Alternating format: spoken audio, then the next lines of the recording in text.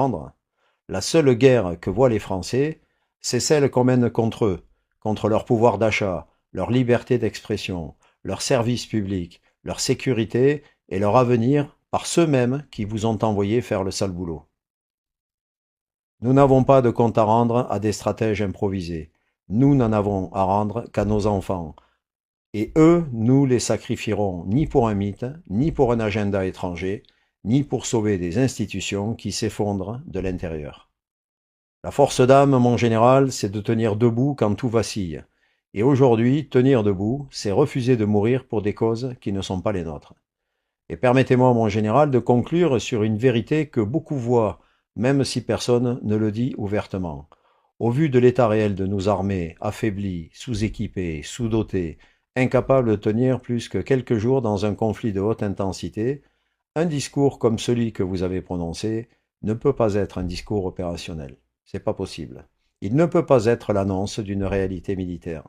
Parce que la réalité militaire, vous la connaissez mieux que quiconque, nous ne sommes pas prêts, comme je le disais précédemment. Alors, qu'est-ce qui reste? Une seule chose, la propagande. Ce que vous avez tenu au Congrès des maires, ce n'était pas un briefing militaire, c'était un discours psychologique, un discours conçu pour agir sur les émotions, pour installer de la tension, pour préparer les esprits ou pour justifier des décisions que personne n'ose présenter frontalement aux Français. Mais voilà le problème, mon général. La France ne supporte plus ce mode de communication. Depuis des années, on maintient nos concitoyens dans un climat de peur permanente. Peur sanitaire, peur énergétique, peur économique, peur sécuritaire et maintenant peur militaire. Et ce que vous n'avez pas compris, c'est que le ressort est cassé. Au lieu de mobiliser, votre discours exacerbe une colère déjà immense. Au lieu d'unir, il fracture davantage. Au lieu d'inspirer, il devient un symbole de morgue, de mépris et de déconnexion totale envers un peuple qui souffre déjà assez.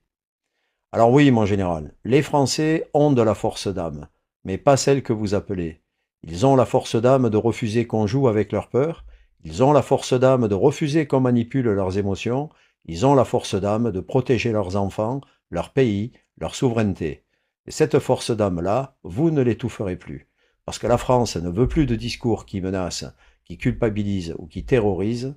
Les Français veulent des responsables qui respectent leur souveraineté et qui servent la nation au lieu de la sermonner.